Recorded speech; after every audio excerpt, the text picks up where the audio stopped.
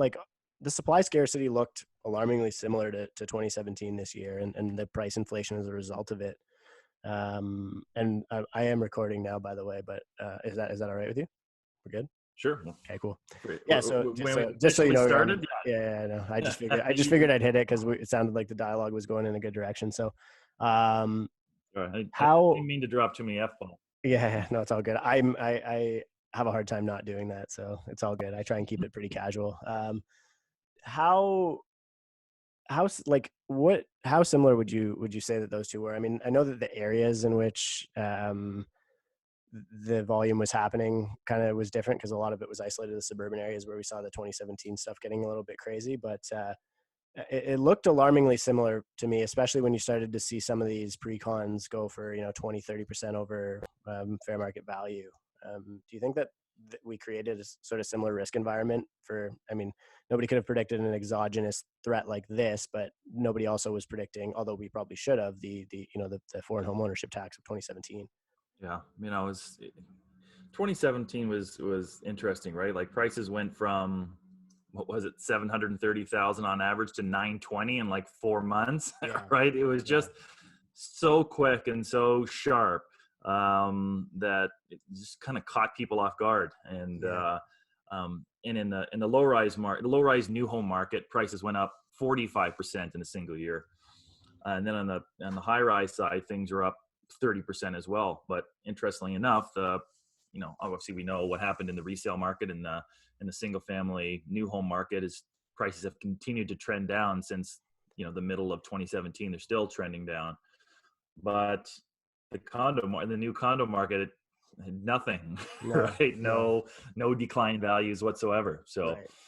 and it's hard to evaluate the price of a new condominium in comparison to what the going rate in the resale market is, especially when these projects take 4 to 5 years to complete, right? Yeah. From pre-construction sales to completion. I mean, generally speaking, they had been in the range of, a 5 to 15% premium. You're buying a condo market future. You're putting your 15% down and betting on what the value will be at the time of occupancy. So if pricing stays, if resale pricing stays the same, well, you've lost, right?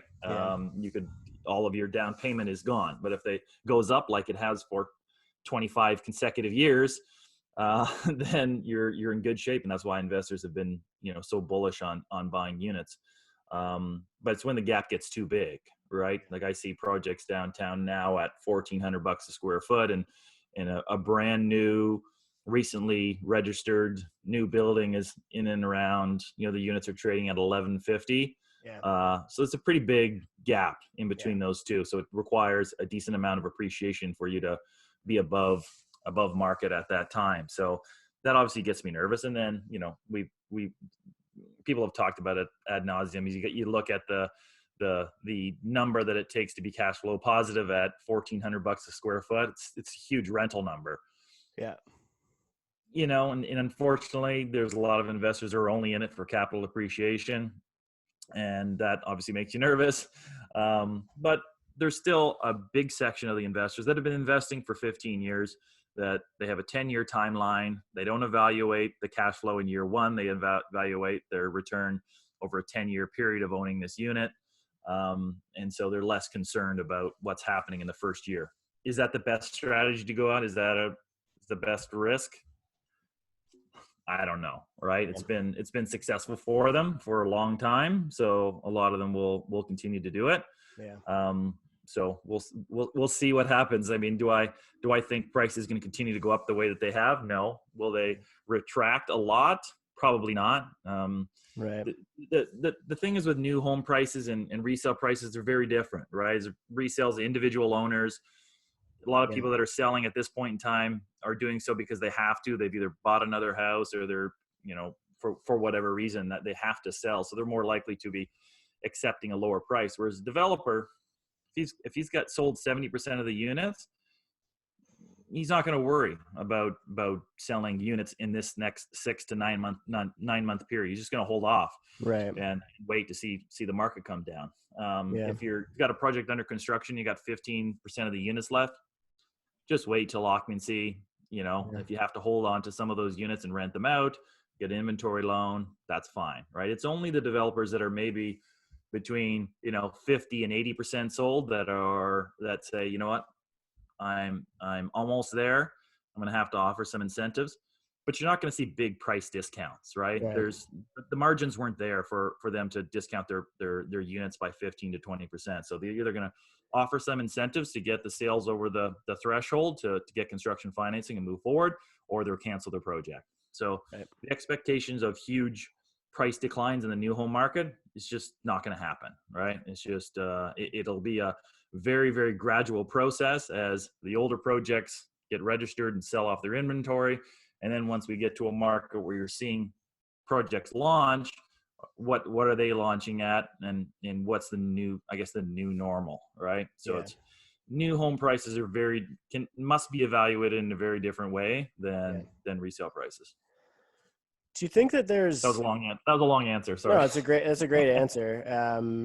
Do you do you think that there's any systemic risk of, if we do see values stagnate or come down, that a lot of these guys who have bought these, let's call them the futures contracts on housing, decide that it makes more sense to walk away, and then a developer who is pre-sold and has really been successful with their sales program might not have as many people show up to take possession of the units. And then, I don't know how favorable the courts are going to be on developers suing for the differences. I mean, I guess you kind of have, from most people's perspective, and again, this is not my perspective, but it seems like the general populist perspective is that there's an asshole on either side. The condo investors, they don't like the condo investor, but they don't like the developer either, apparently. Yeah. Who like what, how much vulnerability from your perspective? Mine would be relatively low because these are big companies, but how much risk do you see of something like that happening at scale? People just deciding not to close.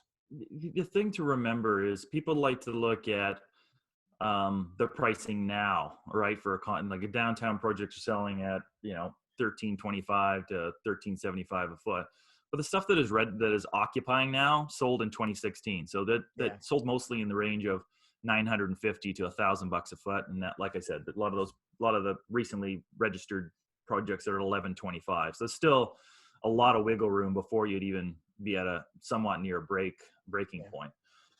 And I think the one thing I heard you talking some of your previous guests is about the down payments, but very few investors are buying a unit with 5% down. Right. Construction lenders require the deals to be 15% down. For sure. So if any of the deals are 5% down, if they offer those types of incentives, they won't count those deals. So any developers that are doing those 5% down incentives typically are only doing them after they've sold 80% of the building. And if they are offering 5% down, it's usually because they've increased their pricing by 15 to 20%. Right. So it's a bit of a wash, right? Yeah. So 15% down payment at the type of numbers that are selling downtown condos for, that's a big number to try to walk away from. And then, yes, there's developers, some of them are hardcore, right? They will go after you if you cancel the deal. They'll take your 15% and then they'll go after you for anything if it's gone down anymore. So I'm less concerned because it's such a long closing process, right? And especially now, even with construction is going to be delayed, right? Sure. So these projects are going to take even longer than they already have. So, Yeah. so there's that much more time for the market to recover. So I'm less concerned as I would have been, like I was in 2017 about the low rise market, because a lot of these homes are being delivered in 9 months later, right? Yeah. And people were buying those single family homes, that were end users, and they were basing it, I can sell my existing home for $920,000 now, and I'm going to use that to buy this Right. $0.5 million new home. And then, the value of the new home went way down, and the value of the resale went way down, and stress tests came in, and all kinds of additional things that screwed a lot of these purchasers. So I don't see a lot of those. Not a lot of those ducks are in a row for the condo market. So I'm not as concerned. My only worry is, once we get into stuff that was started sales in 2017, that was $1,200 a foot, that require $6 per square foot rent to break even. Yeah. Um, how and obviously there was 38,000 sales that year, some ridiculously high number, 36,000 sales. So there'll be a lot coming to completion, and probably the second half of 2021 and the start of 2022. So there'll be a lot coming to completion in those years with requirements for really high rental rates. So we'll see what happens at that point in time. But it's such a delayed process once Yeah, things start to go bad, for sure. and the market can't adjust so quickly, because you can just, if values go way down, all this stuff in pre-construction just canceled, gone. There's Yeah. no longer exists, right? Yeah. So, and then the supply doesn't come eventually in the future, prices and rents start to go back up. Right. So that 2017 stuff, like, what would be the worst case scenario of how that could affect things at a I guess a systemic level? Like, would it be a supply flood of people trying to exit those units to try and cover the costs? Would it be, Yeah, I mean, you the start seeing some worry, rent discounting? yeah, the worry has been for a very long time, right? That one, say the values drop drop down to $1,100 a foot, and these people paid $1,200 a foot, right? They Yeah. go and they can't get a mortgage, and they don't have the money to make up the difference. Developer or the lender gets caught with all these units. I don't think that's going to happen. I think the more likely scenario is these investors start renting these units out at $5 a foot instead of $6 a foot, and they're putting their money into these units, and it's not going up, and the value of the unit's not going up. So think, man, it's not a really good investment, right? Yeah. It's not going up in value, and I'm not making any cash flow. So let's just get rid of it. And Yeah. then How a come? lot of investors do that all at the same time, and can cause a decline in the marketplace. But Yeah. and if an investor sells the unit, then there's less rental. So Yeah. there's less rentals, that starts to drive the rental Yeah. rates up, right? So it finds a balance somewhere. Yeah. Will it find a balance that makes investors buy? And then we'll find a balance, because less investors will buy, less product will get delivered, and then that will drive the rents back up. So, Yeah. people are still buying investment units in Manhattan at $2,300 a square foot or $3,000 a foot. And it's because they're just not delivering any supply at all, Yeah. right? They're not delivering any product, so it keeps these elevated rates. Yeah. So my bigger worry from just my perspective as a consultant is that we'll just move to a market where it's all institutional players. They don't do any pre-construction sales. They start building, they're up to floor 20, and then they release the units, and they're all luxury, large Yeah. units aimed at move down buyers. There's no more condo rental market. It's all just a luxury Yeah. end user condo market. And that's, kind of like that's how Boston and San Francisco and a lot of these other US markets operate. It's all big institutional players with the capital, with these Yeah. large bulky development companies. No, none of these small boutique Yeah. type of guys operating. So that's more my bigger term fear. But yeah, Yeah.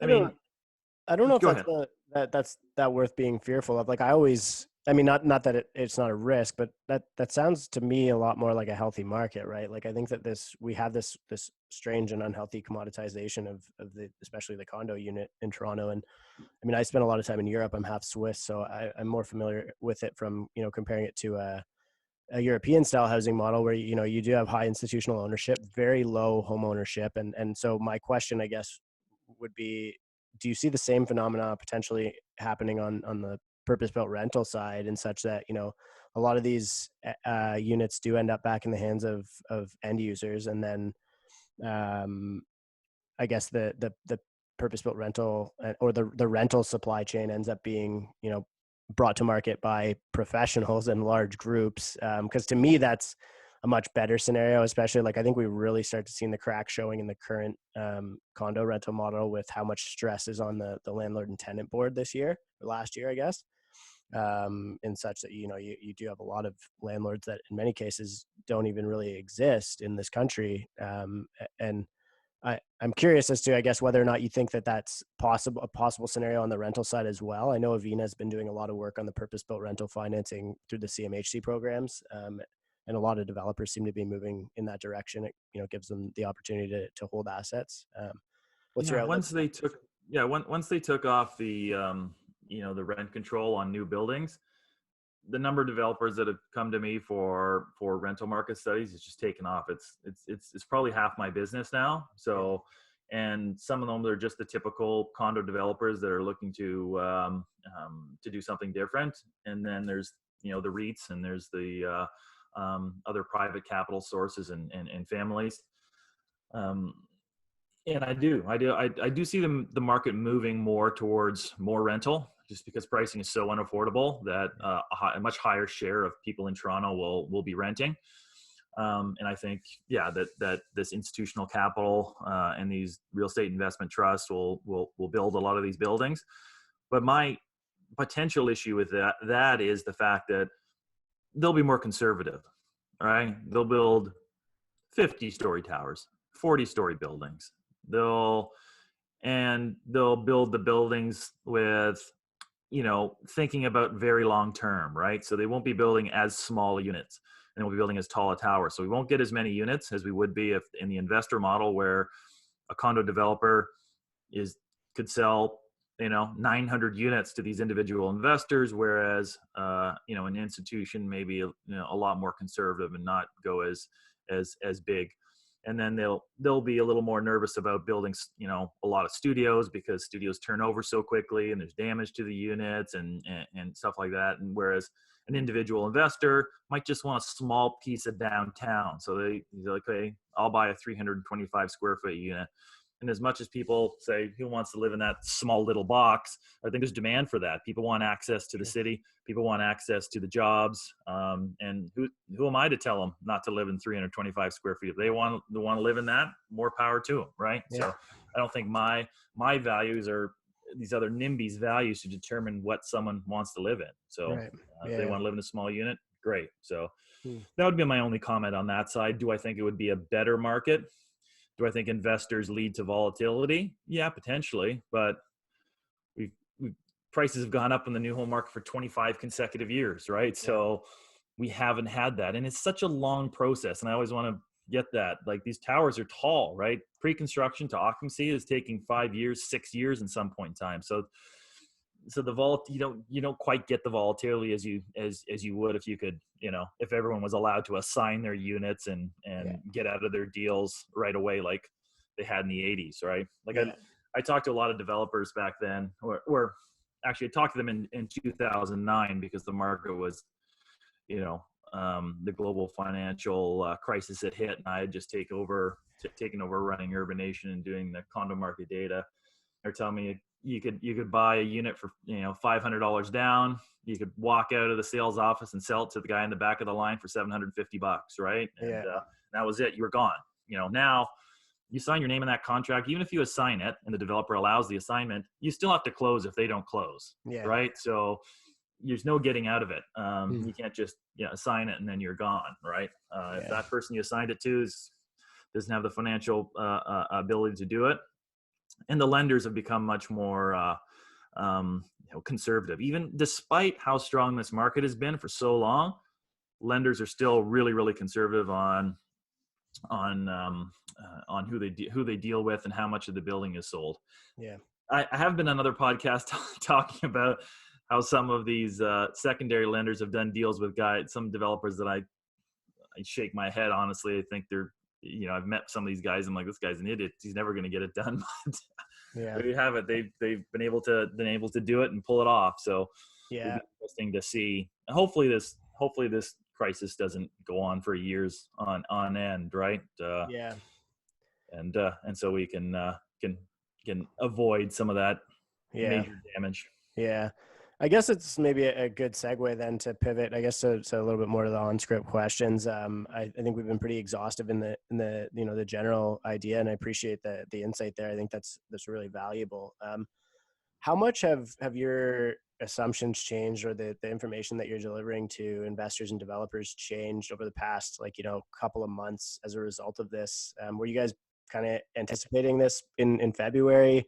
And then, what's the general outlook seem to be like on a lot of your client side of how this whole thing's going to take shape?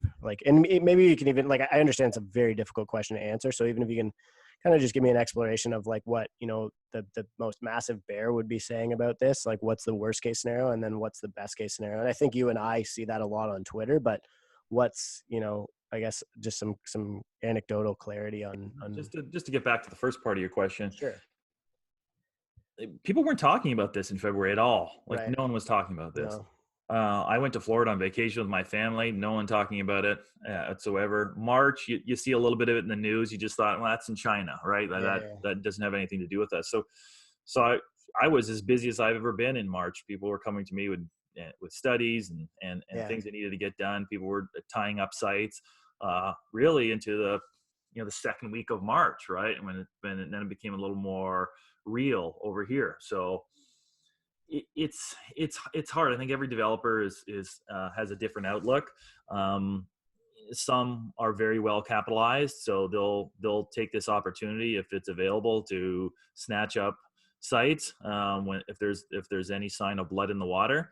Others are really conservative and they just won't buy sites. I don't anticipate a lot of new condo projects coming to market. I definitely heard through a lot of people that I talk to that there is still stuff planning on launching. They're going to do everything virtually, and so we'll see how those sites do. The market is investor driven. Yeah. Their views on the market can switch so quickly. Obviously, I tracked the market with when I ran Urbanation for a number of years. 2011 was at that point in time the best year ever, 28,000 sales. 2012 was the first quarter of 2012 was a massive quarter in terms of sales, and then changed. Just the winds changed. A few projects didn't sell as well. Back then there was newspapers that reported on on the real Yeah. estate market every single day. I was getting, I think we even discussed this on Twitter. I was getting quoted like every single day in either Yeah. the Post or the Star or the Sun or the Globe, even the U.S. newspapers, the Wall Street Journal and New York Times were interested in what was happening in Toronto. And then there's just a lot of stuff started coming out about oversupply. Too much is getting built. Too much is in the pipeline. We're going to see a crash in pricing. And then it just changed overnight. Investors stopped buying, and the market was fairly slow in the second half of 2012 and into 2013, and it really didn't come back strong until 2015. I mean, stuff was still happening, but nowhere near the strength that we saw really 2016 to 2019. I don't know, right? I mean, do I think there will be a massive decline in new home prices? Not likely. Yeah. Uh, could it get rid of a year's worth of growth? Potentially. So that's about 20%, right? Because prices Yeah. have gone up on a per square foot basis about 20% in the city of Toronto. So Yeah.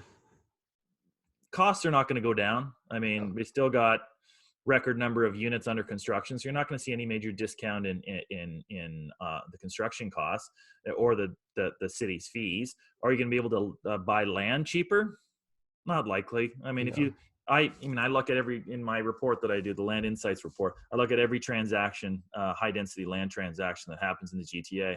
And you look at when the last time these properties sold, a lot of them are family owned properties. They've been owned for 40 years, Yeah. 35 years. These vendors are no way in a situation where they have to sell. They're just waiting on the next deal. And the longer that they wait, the better the deal they're going to get, right? So the chances that we're going to see some massive decline in land prices, not likely. If they're being advised by their brokers correctly, just wait another 2 years, wait another 4 years, and the market will be back strong again, right? Yeah. And so there's no use you discounting your land by 50% because the new condo prices have gone down and people can't sell condo units. Well, it's in the future, the market will be back. So Is there a degree of short-term vulnerability there for guys then? Like, let's just say, that we do see a decline and you're a guy who bought a site earlier this year at, anticipating selling it at record prices, and maybe perhaps you're not going to be able to see that happen for the short term. Obviously, assuming that you didn't purchase it cash, which I don't think anybody does or can, given the prices of some of these things. there's a short-term carrying cost, just your capital costs on those things. I guess that could create a little bit of distress, but that's still not substantial enough for, let's say even, some guys start offloading some of those sites that are still in the entitlement phase.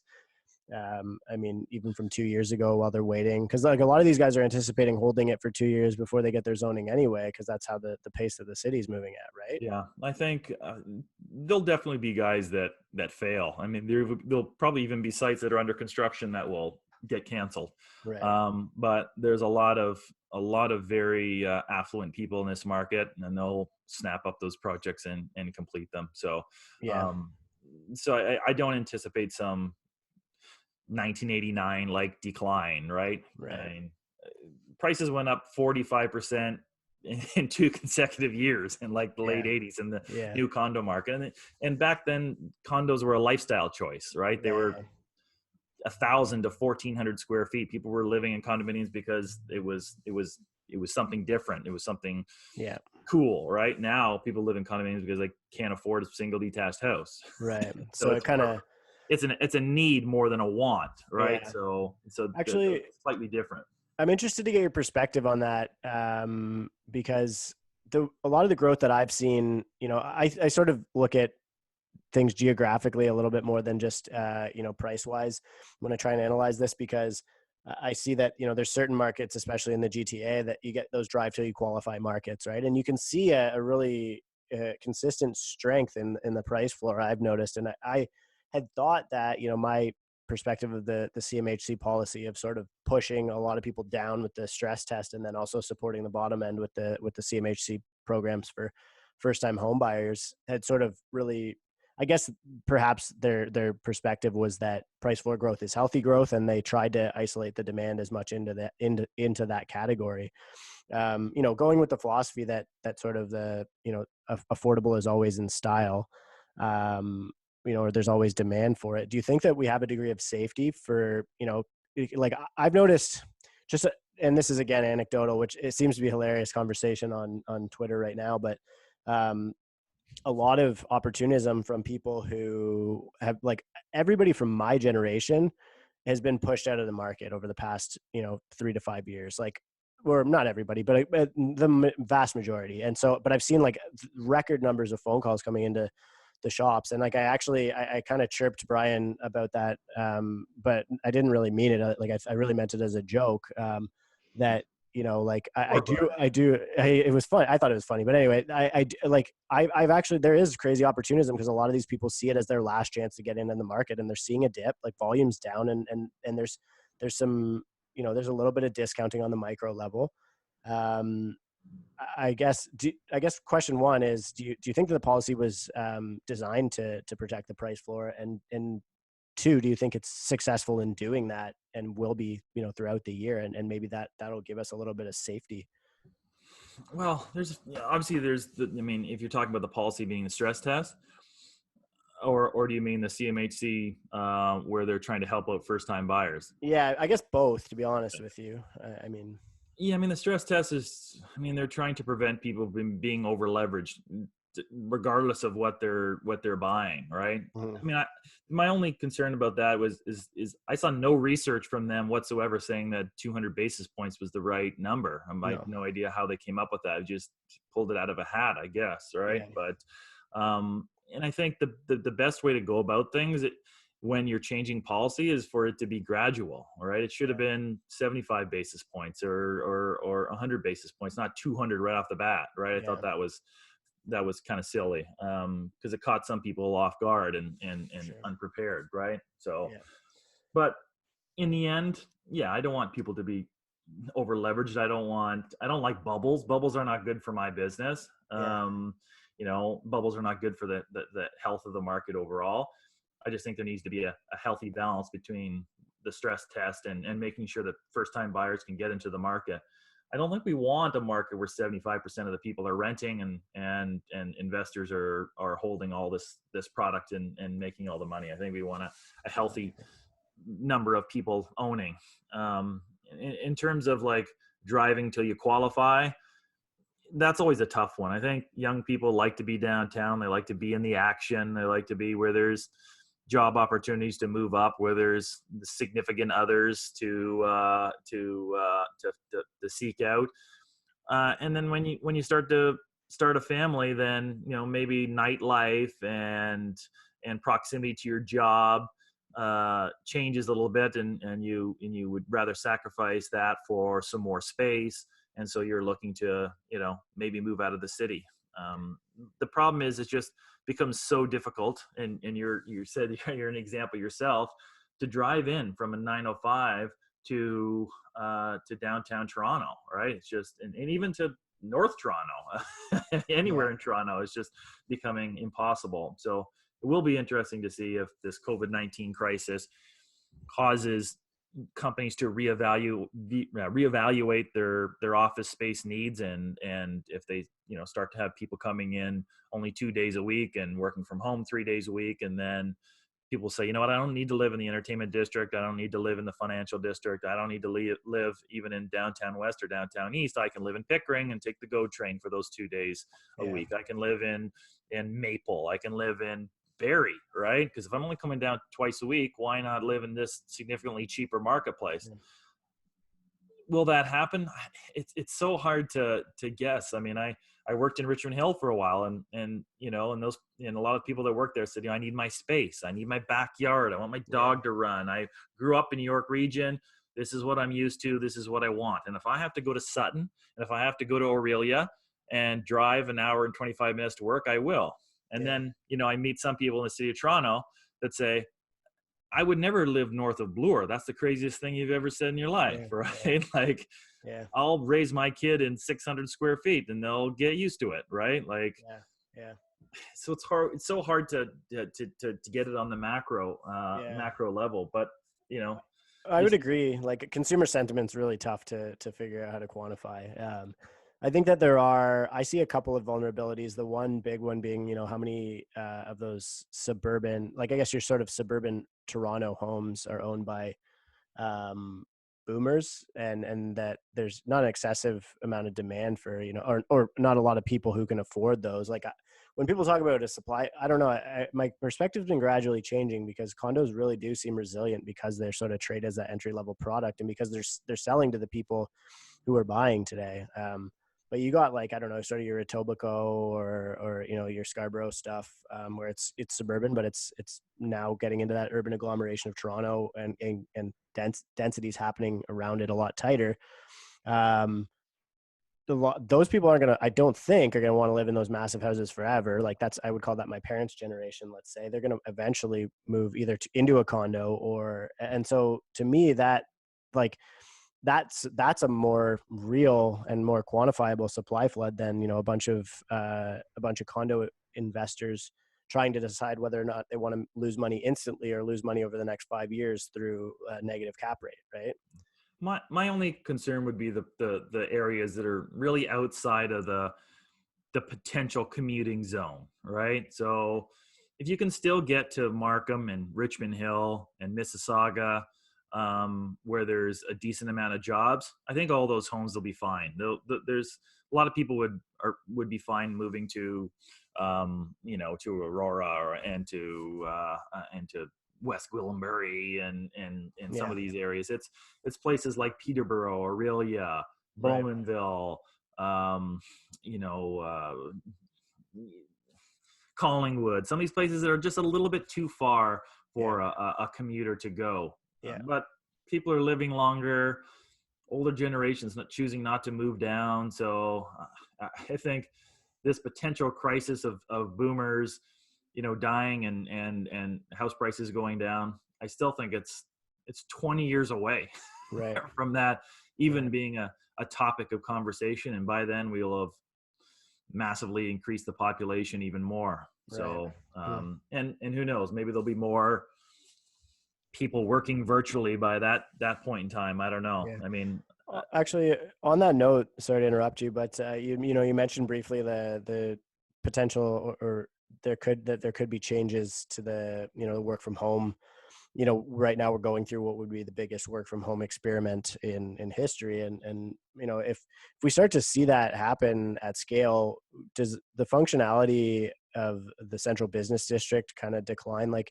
I know office isn't really an asset class that you focus on too much, but is there, like, because I think if you start to erase the bodies in a lot of these um, companies in the central business district or in the financial district of Toronto, especially, with that comes a decline in retail. With that comes, like you said, maybe people not wanting to live within a walkable distance there.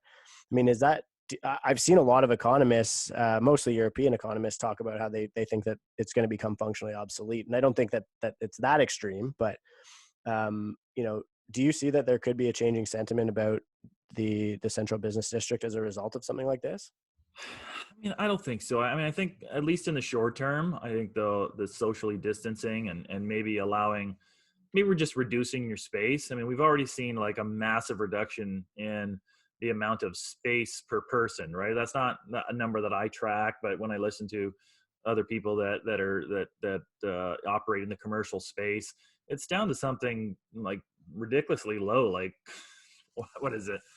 275 square feet per person or 75 Right. square feet per, it's some like ridiculously low number for office space, and people don't want to be that close to Right. their neighbors, right? Right. In terms of just having a telephone conversation where everyone can hear what you're talking about, right? Yeah. So I think maybe there'll be slightly less demand, but people are social. I mean, people Yeah. want to be talking with people, and they want to go out to lunch with them and have coffees Yeah. and exchange ideas in a non Zoom Yeah. way, Yeah. right? I think that's just the way humans are, right? I mean, I work by myself every day for 10 hours a day, right? and Yeah. and and there's some days I just call people that I do business with just to chat. I Yeah. pretend I need something, but I Yeah. just literally need to talk to another human being, Yeah. right? Yeah. Because I work on my own, every hour is valuable, right? Right. So when people say, "Well, I want to come to my office and discuss the project," just send the plans over, and Yeah. I'll I'll have, if I have questions. But that has a cost too, because you just don't have that social interaction that a lot of people crave, and a lot of Yeah. people couldn't do what I do, because it's just they're just, they need to socialize. That's part of their, what makes them happy at work is the ability to have friends and to have people Yeah. to chat about what's happening, and so I don't think the central business districts in Toronto are ever going to die. They'll just change slightly in the Yeah. short term. Yeah. No, I have a similar perspective, I think, there. Previously, you mentioned, immigration and the population growth here. I'm curious as to how big of a role you think travel restrictions could play on immigration. I think we've all sort of accepted that it's a pretty strong driving force in growth of the value of a lot of these assets. Do you think that in the short term, because I don't anticipate travel restrictions are going to go on forever, but you might get, a year where China has an outbreak and they can't fly for a couple of months or whatever it is. And do you think that there's a degree of vulnerability there to uh, price growth? For sure, for Yeah. sure. Yeah, I mean, it's gonna have a big impact, right? That's a huge driver of. I mean, the two big drivers of real estate values are job growth and population growth, right? So we had 1 million people to lose their job last month, and a lot of those people are at the lower end of the spectrum, the financial spectrum, and yeah. So are someone from China going to want to come to school at the University of Toronto? Or are they even going to be allowed to do it? Or are people going to move here for their jobs? Well, there's less jobs to be had, right? Even if there was lifted travel restrictions, so that's going to be a big factor that causes prices and rents to go down. To what degree, I don't know. Like, there's just so much latent demand. I mean, there's so many adults living with their parents. There's so many people in their late 30s living with roommates, living in small spaces, that if rent even went down $200, they'd be out the door in a second, right? Looking for a place to live. So, and then there's just so many people in other parts of Ontario that just want to be in Toronto. So it's not going to crash 40% like some people are calling for. I mean, it could have go down 10, could it go down 15%? potentially, but that's really only erasing like a year and a half's worth Yeah, of that's a growth. correction, right? Like when you have a high growth scenario, that's really just a correction, you know? Yeah, it's just moving back to a year or two ago, right? When I see people online saying prices are going to go down 50%, it's not going to happen, right? It's Yeah. usually as fast as it goes up as fast as it goes down. That's a good point to look at. So if it went up 30% in 3 months, pretty good chance it could go down 30% in 3 months, but it's not going to go down 60%, Yeah. right? And erase the previous like 5 years worth of growth. Sure. That's not going to happen. Yeah. Do you, what kind of advice do you find yourself giving to clients, people in your industry, you know, colleagues, whatever it is, just on how to deal with this uncertainty right now? I know you're a pretty data driven guy, and I've often found comfort and been able to create comfort in my clients by just giving them more real time information. I'm just curious as to how you are helping people or Yeah, advising people. as much as it's probably not great for my business if people aren't buying stuff, I'm just saying be conservative, right? There was I mean, in the condo market has been such tremendous growth. I think it went up 15% in 2016, 35% in 2017, another like 10% in 2018, and 15 to 20% in 2019, right? Like that is unbelievable growth for a 4-year stretch. So Yeah. you have to believe that there's going to be some type of pullback. To what extent? Like I said, it's the new home market is much more difficult to assess values because incentives and projects being pulled from the market. So you generally don't see huge declines, but you still have to be conscious of where the market is, and absorption obviously is going to be less. So I think in the very short term, be very conservative unless something ridiculous comes by your desk. All Yeah. right, that's my. I mean, I'm shocked that we're going to see some sites go to market with selling completely virtually, Yeah. and good luck to them. I was surprised that 1 week into the lockdown, there was a project by Lanterra that launched called Notting Hill 2, I think, in Etobicoke. Sold like 75%, 80% of the units. Yeah. So I was pretty shocked to hear that. And even the sites that launched just before the pandemic, 55 Mercer and 88 Queen, like they're at like 1375, 1400 Yeah. bucks a foot. They're 95% sold, like both of those sites. Yeah, Yeah. just pretty shocking numbers. So people are bullish on real estate, and I think the problem is too many stories come out about these, a couple mom and pops that are over leveraged and they borrowed from their grandparents and they bought too many units, and this guy's a friggin' cab driver and he bought a couple units, but that's a small part of the market, right? Yeah. And the one thing that I realized the older that I got is there's a lot of people with a lot of money. Yeah. Right? And they may own 5 condos, but they got a net worth of like $12 million, right? It's a small part of their portfolio, and they're not stressed about it, right? If they don't have a tenant for 4 months, they don't have a tenant for 4 months, right? That's it, right? They just Yeah. the mortgage comes directly out of their account and they don't even think about it, right? and Sure. and that's the hard part for people who don't have money, is just to understand how many people out there have a lot of money, Yeah. especially people in the GTA who bought their house for $75,000 and now it's worth $1.2 million Yeah. and it's completely paid off, Yeah. right? Well, And there's a lot of equity out there for yeah, sure. I mean, there's just a lot of people with a lot of money, right? Yeah. So I want to be mindful of your time, so I just want to maybe wrap up with: is there anything that you feel that we didn't discuss that you think is important for people to know about sort of what's going on right now, and any kind of insight you can share to help people get through this? I mean, I think Toronto's a resilient city. It's not the prairies. It's not resilient on one commodity. We are a well-diversified city, as much as people want to say Canada's oil and real estate, right? Like the number of announcements that have happened in this city of major tech companies wanting to come here. It's just a hugely desirable city. I mean, they're not going to be building any more single family homes in the city of Toronto. There's no large swaths of land to build, townhomes and single family homes. So that stuff is going to hold its value. Young people want to live in that type of housing, and there's thousands and thousands and thousands of them living in condominiums that are having children that want to move up. So I'm not too worried about the single family Toronto market.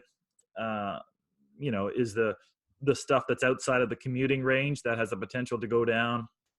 Is there stuff right downtown, 75-story towers with the exact same floor plate for 60 consecutive floors? Yes, that has the potential to go down because there's no sense of urgency to buy that type of product. Right. So I think if there's an investor and they're buying units, I would say diversify yourself by product and by location, right? So don't only buy high-rise towers in the entertainment district. Well, buy some high-rise towers, buy a boutique project in Leslieville or the beach or Yeah. Mimico, buy in Mississauga City Center, have a diversified portfolio of investment assets as well.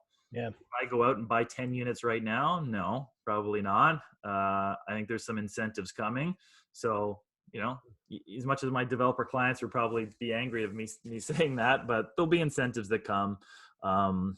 There's no sense of urgency to pay these ridiculous pricing right now. So, Do you sorry to interrupt? Do you see any of these guys potentially pivoting to a purpose built halfway through? Like if or like if they're in their entitlements and it doesn't look as good, does that seem like a decent hedge? Like I know Avina had even towards the end of last year, a lot of developers approaching just to get paper from CMHC, just so they had it in their pocket when they went to go get construction financing. Sort of had an extra defined exit in case sales didn't go so well. sure. Obviously, Yeah, oh, no doubt, no doubt. I mean, I've done a number of studies where I look at rental and condo for the developer and give them a sense of what those values would look like now and in the future.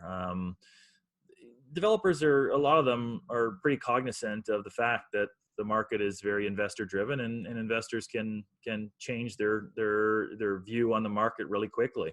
mm-hmm. But in the end, the developers are bullish on this city. They believe people want to live in this city. They believe that there's huge demand to live here. So if they have to pivot to a rental project, they just want to be prepared and know what it looks like and know what their capital stack looks like and what their exit is and understand what the values and absorption is going to look like. So yeah, I could definitely see that happening the same way that it happened in the reverse when the Liberals put in rent control.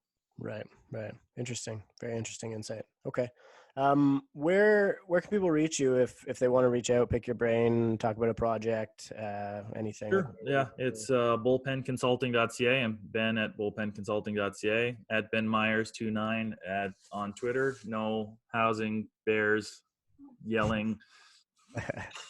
they like to yell, laundered money and foreigners and speculators at me. Yeah. No, I don't. After 10 years on Twitter, I have no more time for that. But I'm interested. I'm trying to get some conversations in with some of the bears. I mean, I do find myself feeling pretty bearish. I think I was actually a lot more bearish before this all happened, and now that I think that the way that I've seen volume recover, or not recover, but bottom out and find a bottom very quickly, actually gave me a lot more faith in the strength of housing. I think there are a lot of people on the sidelines that have been waiting for a good buying opportunity, and if they feel that this is it, they might actually just prop this thing up long enough that the correction doesn't hurt so bad. I mean, obviously I'm skewed for the fact that I started my career in 2001, and it was really just when the market was taking. I was in Dallas at the time, but when I moved back in 2002. So it was just really when the market was starting to really get strength. So I have a 20-year career, and the market has been strong. My only blip was I still remember the number, and I quote it all the time. Q1 of 2009, there was 939 new condo sales in the GTA. So at that point in time, they were selling 3,500 to 5,000 per quarter. So it was a quarter of its normal amount. The world was in turmoil. Everyone was thinking that there was going to be this major housing crash in Canada. Second quarter, we set a record for resale condo activity in the GTA. And then in the second half of 2009, all the new condo investors came back. There was like 12,000 sales in the second half of the year. So it was pretty resilient. I mean, do I think this pandemic is worse than the global financial crisis? I don't think so, right? I think this is a health crisis, so it's different than a financial crisis. Could the health crisis lead to a financial crisis? Maybe. It looks more likely every day.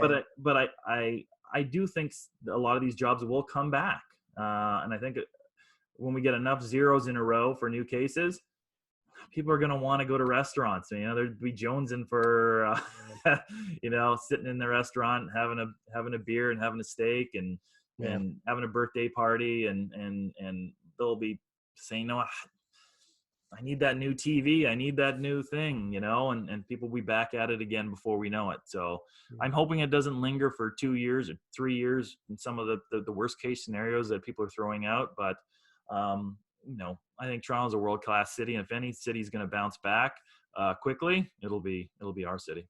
Good. Great insight. I thank you very much for your time. I really have been wanting to do this interview for a while, and I think that the COVID stuff has really given us an opportunity to you know, shed a little bit of an interesting light on a lot of the research that you're doing. I actually had anticipated. I thought you'd been converted to the Bear team a little bit there on Twitter, because it looked a little bit, I don't know, anyway. So I was curious to see. But I am more bearish than I ever have been. Some of my clients have said, Ben, you're more bearish than I would have thought. But you know, I say what I think, right? And if I'm interested in being right. That's what I'm interested in, right? People think that I'm going to say what it takes to get consulting clients, but I want to be right. Well, that's how you get consulting clients. I don't want someone to take a little screenshot of my tweet and say, Ben said in 6 months the markets, because I did say in September we were going to have a record transactions in the resale market. So I'm sure someone somewhere has got a screenshot of that tweet. This year or last year? I said that like in early March. I said by September we're going to be back at a strong resale market. So I'm getting a little nervous about that forecast right now, but I do think that that one might burn you, I think. But I don't know. I mean, I'm actually resale has seemed to, the bottom is not as far down as I anticipated that it would be, and I think that I'm just interested to see the impact on price there, honestly. Yeah, and unfortunately, the numbers that Treb releases, you need to look at things on an apples to apples basis. You can't compare the average. Even the index is not great. What I like to do is have all the individual transactions, and then I do a histogram, right? And I look at the individual. I need to look at the price categories, but I like to look at freeholds on the lot size, right? That's a much better indication of where prices should be, and then compare them last year, last month. And then obviously on the condo side, it's all about size, right? You can't look at the end selling price. You got to know the price per square foot. So to say that it went down, well, I mean, how many 2,000 square foot condos are selling right now? Zero, right? So it's not a great compositional change. But sorry, I know you've been trying to wrap up this interview, so I won't. No, it's all good, man. I don't mind. The insight's great, so I wouldn't worry too much about it. But I figure we're getting to the end of the workday here, so I want to let you either get back to work or get home to your family. My wife. I know my wife's not going to listen to this, but sometimes I just I'm getting home and then the kids just jump all over me and fight me. Sometimes I'm like, I need an excuse. I'm on the podcast. I got another 20 minutes. Sorry, I can't go home yet. No, I understand. Except for me, I'm in my basement right now. So, and my daughter would just happily rip down the phone. She usually seems to pick the times when I'm on the important calls to run downstairs and start yelling stuff. So. Well, good luck with that, and man, thanks again for your time. After all this is over, you can continue to do the podcast. I've been finding them interesting. So thanks, man. Yeah, I'm glad. I appreciate you taking a look at it. So again, thanks again for your time, and I really appreciate the insight. I think it's going to bring a lot of value to a lot of people. Perfect. Okay. All right, take care. Bye.